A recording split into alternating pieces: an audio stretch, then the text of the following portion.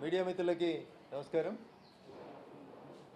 భారత రాజ్యాంగ నిర్మాత డాక్టర్ బిఆర్ అంబేద్కర్ గారి పేరిట కాంగ్రెస్ పార్టీ చేస్తున్నటువంటి తుచ్చ రాజకీయాలని నిరసిస్తూ ఈరోజు ఎన్డీఏ భాగస్వామ్య పక్షాలకు సంబంధించినటువంటి ఎంపీలం శాంతియుతంగా పార్లమెంటు మెట్ల మీద మకర ద్వారం ముందు శాంతియుత మార్గంలో గాంధేయ మార్గంలో నిరసన తెలుపుతూ ఉంటే ఒక చేతిలో కాన్స్టిట్యూషన్ పుస్తకాన్ని పట్టుకొని పక్కన నలుగురిని దౌర్జన్యం చేసేటువంటి వ్యక్తుల్ని కూడా తెచ్చుకొని సీనియర్లు అయినటువంటి ఎంపీలను కూడా గౌరవించకుండా పార్లమెంటు మెట్లపై నుంచి ఎంపీలను తోసుకుంటూ వెళ్ళి ఒక ఎంపీ మాజీ మంత్రి కేంద్ర మంత్రిగా పనిచేసినటువంటి పెద్ద ఆయన గాయానికి కారణమైనటువంటి రాహుల్ గాంధీ మీద తప్పకుండా చట్ట ప్రకారం చర్యలు తీసుకోవాలని చెప్పి పార్టీ పక్షాన డిమాండ్ చేస్తూ ఉన్నాం.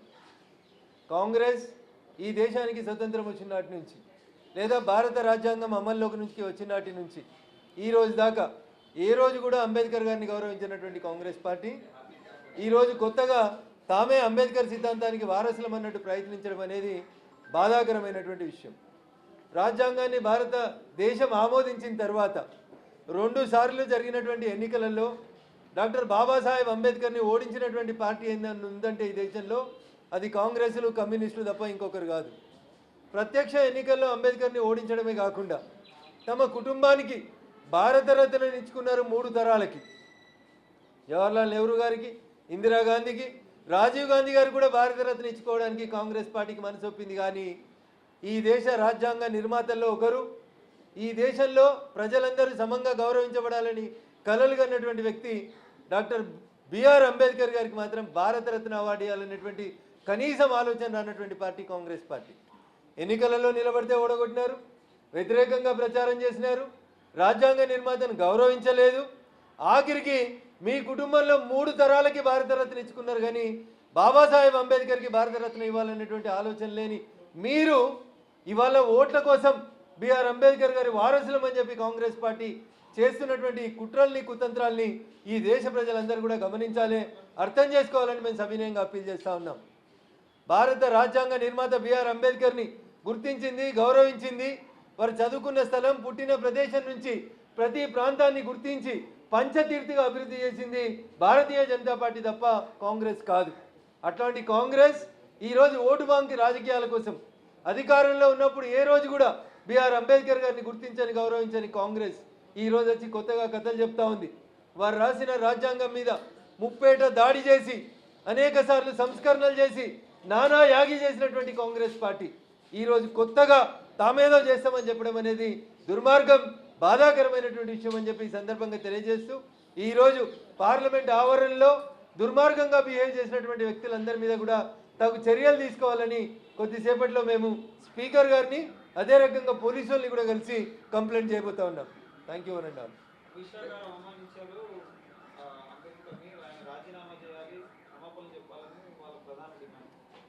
సో కాంగ్రెస్ పార్టీ ఏం చేయాలో అర్థం కాకుండా భారత రాజ్యాంగం మీద 2 రోజులు సుదీర్ఘంగా చర్చ జరిగిన తర్వాత ఏ రకంగా తమల్ని తాము ప్రొటెక్ట్ చేసుకోవాలని అర్థం కాకుండా కాంగ్రెస్ రాజ్యాంగ నిర్మాత అయినటువంటి బిఆర్ అంబేద్కర్ గారికి 1950 నుంచి 2024 దాకా 1, 2, 3, 4, 5వ తరమైనటువంటి రాహుల్ గాంధీ దాకా భారత రాజ్యాంగానికి చేసినటువంటి అవమానాలని మేము ఈ దేశ ప్రజల ముందు ఉంచినప్పుడు కాంగ్రెస్ పార్టీకి ఏం చేయాలో అర్థం కాక ఏదో ఒక బహానా తీసుకొని గందరగోళం సృష్టించే ప్రయత్నం చేస్తుంది తప్ప భారతీయ జనతా పార్టీ ఈ దేశ రాజ్యాంగ నిర్మాతగా బిఆర్ అంబేద్కర్ గారిని గౌరవించింది, గుర్తించింది, వారు చేసినటువంటి పనులని స్వాగతించడం తప్ప మీలాగా ఓట్ బ్యాంక్ రాజకీయాలు మేము చేయట్లేదు.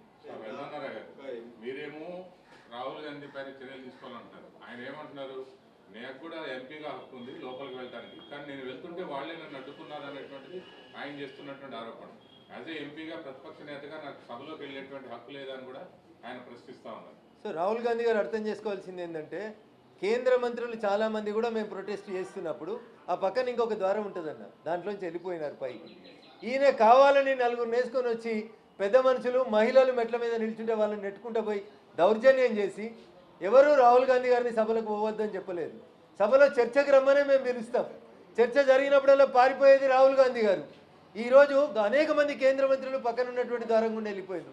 రాహుల్ గాంధీ గారికి కూడా అవకాశం ఉండే, అయినప్పటికీ కూడా కావాలని తను ఏదో దాదాగిరి చేసేందుకు వచ్చినట్టు వచ్చి అమాయకులైనటువంటి పెద్దలు సీనియర్లు అనేటువంటి గౌరవం కూడా లేకుండా వాళ్ళ మీద మేనాండి చేయడం అనేది వారి విజ్ఞతగా వదిలేస్తా ఉంది. రాహుల్ గాంధీ దాదాగిరి చేసింది అన్నట్టుగానే ఉందా అక్కడ? అంటే మీరు నేను మెట్లపైన 3వ వరుసలో ఉన్నాను, నేను చూస్తూనే ఉన్నాను.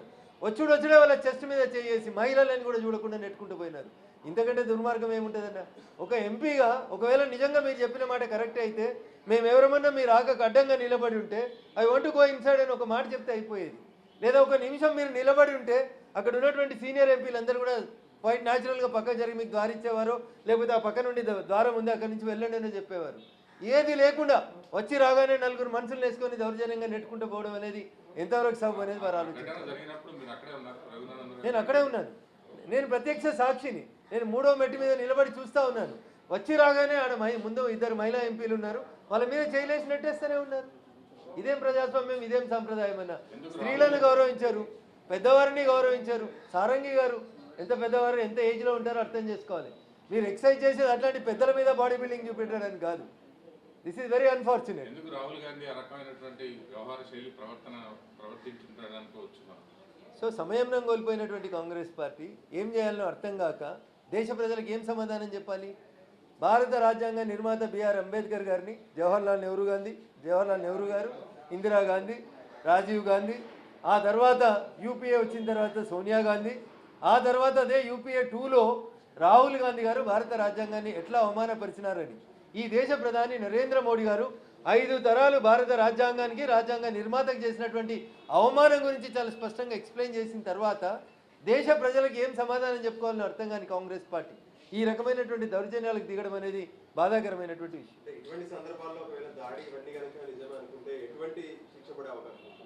So it is too early to comment Rajanna. Wait for the evening. మధ్యాహ్నం 2 గంటలకల్లా వీడియో ఫుటేజ్లంతా పరిశీలించిన తర్వాత బాధ్యత గల ఎంపీలుగా మేము సమయంతో ఉన్నాం, సమయంతో వ్యవహరిస్తాం. తప్పు ఎక్కడ జరిగిందో చూస్తాం. ఖచ్చితంగా చట్ట ప్రకారంగా తీసుకోవాల్సినటువంటి అన్ని చర్యల గురించి కూడా మా పార్టీ పెద్దలు ఆలోచిస్తారు. పార్లమెంట్ సమయంలో ఏ విధంగా అయితే ప్రధానమంత్రి మోడీ పైన కామెంట్ చేశారంటూ కోర్టు విషయంలో ఇప్పుడు మళ్ళీ అటువంటి సందర్భాలు చట్టం తన పని తాను చేసుకుపోవాలని కోరుకుంటాం. దౌర్జన్యం చేసినటువంటి ఒక ఎంపీ సాటి ఎంపీల మీద దౌర్జన్యం చేయడం వరకు ఎంతవరకు సమంజసం, ఎట్లా దాన్ని జస్టిఫై చేసుకుంటారనేది ఆలోచించుకోవాలి. ఒకవేళ బీజేపీ ఎంపీలు మీకు ద్వారం మొదలక ప్రొటెస్ట్కి మీకు అడ్డంగా నిలబడి ఉంటే అట్లీస్ట్ మీరు 1 నిమిషం అన్నా నిలబడి ఉండాల్సింది. ఆ మాత్రం కూడా చేయకుండా తోసుకుంటూ పోవడం అనేది సరైనది కాదనేది నా భావన.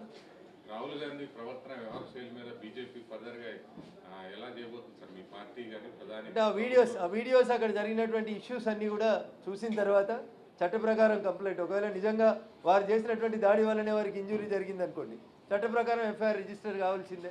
దాని గురించి పూర్తి వీడియోస్ని అక్కడంతా గందరగోళమైనటువంటి పరిస్థితి ఉంటే పూర్తి వీడియోస్ని పరిశీలించిన తర్వాత తప్పు ఎవరు చేసినారని చూసి చట్ట ప్రకారం చర్య తీసుకోవడానికి ప్రయత్నం చేస్తాం.